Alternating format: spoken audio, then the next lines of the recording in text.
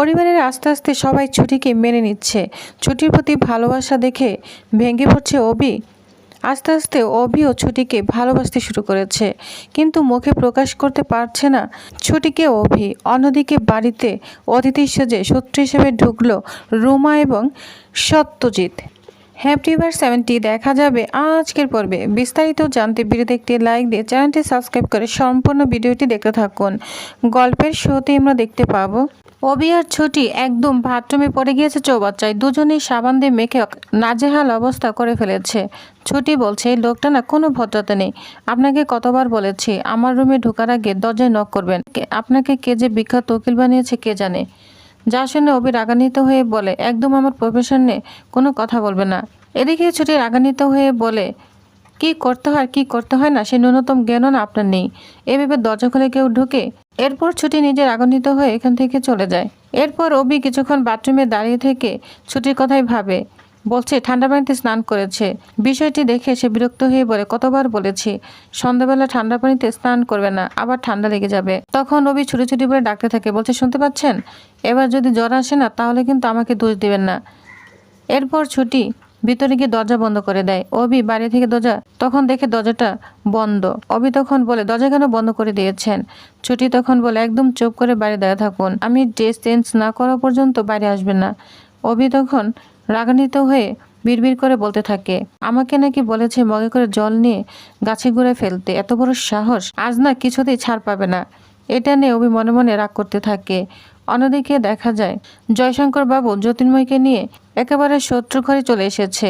কারণ জয়শঙ্কর জানে না সে নিজে বিপদে পড়তে চলেছে। রুমা এবং তার দাদাকে সে কখনো আগে দেখেনি। এই সুযোগটা নিয়ে জ্যোতির্ময় তাদের এখানে নিয়ে এসেছে, আর সুযোগটা নিচ্ছে রুমা এবং তার দাদা। জয়শঙ্করের সঙ্গে শুধু তার সহকারী রয়েছে। তখনই ওইখানে রুমা এবং তার দাদা চলে আসে। প্রণাম দিলেই তখন জয়শঙ্কর বাবু প্রণাম গ্রহণ করতে থাকে। রুমার দাদা মনে মনে কল্পনা করে আর বলে, জয়শঙ্কর বাবু, আপনার সাথে আমার শত্রুতা আজকের নয়, অনেক দিন আগের। কিন্তু আপনি কিছুই জানেন না যে আসল খেলোয়াড় কে। ছুটি এবং তার মাকে, তার বাবাকে অ্যাক্সিডেন্ট করার পিছনে রুমার দাদার হাতই রয়েছে। এই সত্যপ্রসাদ কাঞ্জিলাল হাত রয়েছে, কিন্তু আপনি কখনোই জানেন না। এবার খেলা না আরো বড় হবে। আমি কিছুতেই দেবদত্তের কেস বা আশ্রয় বাড়িতে আসল খুনির কাছে পৌঁছাতে দিব না। তিনি টেবিলে বসে সুন্দর করে সবকিছু প্রেজেন্টেশন করতে থাকে। জয়শঙ্করকে বলে, আপনাকে দেখে বোঝাই যাচ্ছে আপনি অত্যন্ত সৎ মানুষ। জ্যোতির্ময় বাবার কাছ থেকে আপনার সম্পর্কে সব শুনেছি। আপনার ব্যবসার জন্য 5 কোটি টাকার বিনিয়োগ দরকার।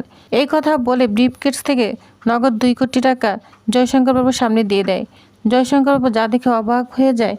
তখন অস্বস্তি নিয়ে বলে, আমি সাধারণত এইভাবে কেসে কাজ করি না।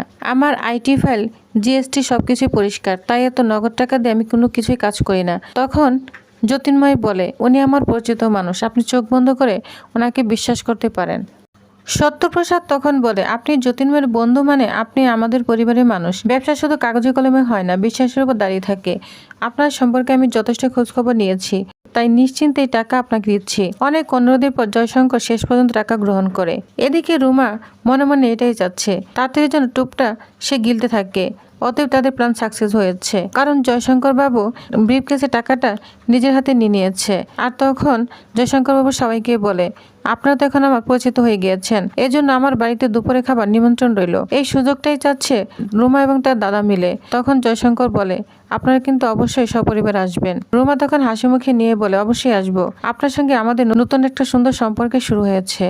জয়শঙ্কর খুশি হয়ে তাদের বিদায় জানিয়ে ওইখান থেকে চলে যায়। সে বুঝতেই পারছে না এত বড় বিপদের মধ্যে পা দিয়েছে। এদিকে রুমা এবং রুমার দাদা অনেক খুশি হয়ে যায়। এদিকে বাইরে এসে জয়শঙ্কর বাবু তার মুখে একটা স্বস্তির ছাপ দেখা যায়। বহুদিনের দুশ্চিন্তার অবসান হয়েছে। ব্যবসার জন্য অবশেষে একজন বড় বিনিয়োগকারী পাওয়ায় তিনি যেন নতুন করে আশা আলো দেখতে শুরু করেছেন। অন্যদিকে অভি এবং ছুটি দুজনেই রুমে এসে চুপচাপ। ছুটি এবং অভি দুজনেই চুল পরিষ্কার করছে যেন ঠান্ডা লেগে না যায়। এদিকে অভি ছুটির দিকে অবাক হয়ে তাকিয়ে আছে। দুজনের মধ্যে কোনো কথা নেই, শুধু নীরব ভূমিকায় পালন করছে। কিছুক্ষণ পর অভি বলে, ছুটি, আপনার কিন্তু চুলটা ভেজা, ঠান্ডা লেগে যাবে, জ্বর আসতে পারে। হেয়ার ড্রাই নিয়ে এসে ছুটির মুখের সামনে চলে আসে অভি। তখন ছুটি বলে, শুনুন, আমি না এগুলো ব্যবহার করতে পারি না, আমি চুল শুকিয়ে নিব। তখন অভি কোনো কথাই শুনতে চায় না। হেয়ার ড্রাই দিয়ে ছুটি চুল শুকাতে শুরু করে। এদিকে ছুটি অভির প্রতি আস্তে আস্তে যেন দুর্বল হয়ে পড়েছে এবং অভিও সেটা ছুটিকে বুঝতে দেয় না। দুজন দুজনের প্রতি দুর্বল হয়ে পড়েছে, কিন্তু কেউ কাউকে বলতে পারছে না। এদিকে সবাই খাবার টেবিলে বসে পড়েছে। তখন ছুটি এবং অবি টেবিলের সামনে চলে আসে। এদিকে অবির বাবা খুশিতে এক হাঁড়ি মিষ্টি নিয়ে এসেছে। তখন ঠাম্মির হাতে মিষ্টি দিলে ছুটি বলে, ঠাম্মি আমি বরং মিষ্টিটা ঠাকুরের পা ছুঁয়ে নিয়ে আসি। তখন যা দেখে পরিবারের সবাই অনেক খুশি হয়ে যায়। ঠাম্মি অনেক খুশি হতে থাকে ছুটির উপর। এরপর ছুটি মিষ্টিটা নিয়ে এসে সবাইকে একটা একটা করে খাওয়াতে থাকে। এদিকে অবির বাবা বলে, সত্যি এতদিন পর না আমার চিন্তা শেষ হয়েছে, ভালো একটা ইনভেস্টর পেয়েছি। যা শুনে ঠাম্মি অনেক খুশি হয়ে যায়, বলছে সত্যি বলছিস? তখন বলে, হ্যাঁ মা সত্যি বলছি। এদিকে ছুটির আচরণ দেখে অবির মা অনেক খুশি হয়ে যায়, বলছে দেখেছেন মা, মেয়েটা কিন্তু অনেক সংসারী, কোনো কিছু বলে দিতে হয় না। এরপর ঠাম্মি অনেকটাই ছুটির প্রতি খুশি হয়ে যায়। এরপর অবি বলে, আচ্ছা বাবা, ইনভেস্টর পেয়েছো, নাম কি? জয়শঙ্কর রায় আর নামটা বলতে পারে না। সত্যপ্রসাদ নামটার মনে আনতে পারছে না, শুধু শশ করছে। কিন্তু কিছু অংশ বোঝা যায় ছুটি এবং অভি। পুরা নামটা না বলায় একজনও বুঝতে পারছে না। ছুটি বারবার প্রশ্ন করায় অভির ব্যাপার রাগান্বিত হয়ে যায়, বলছে এই শোনো, আমার ব্যবসা, আমি তোমাকে কৈফিয়ত দিব না, তুমি আমার কাছে এসব প্রশ্ন করবে না। ছুটি আর কোনো কথাই বলতে পারে না। এরপর শতরূপা রাগান্বিত হয়ে যায় অবির বাবার উপর, বলছে মেয়েটার সঙ্গে তুমি কেন এরকম বকাঝকা করছো? ও মেয়েটা অসুস্থ। তখন বলে, শোনো, সুস্থ হয়ে সংসার কাজে মন দিতে বলো, আমার কাজে না নাক গলাতে না করো, ঠিক আছে?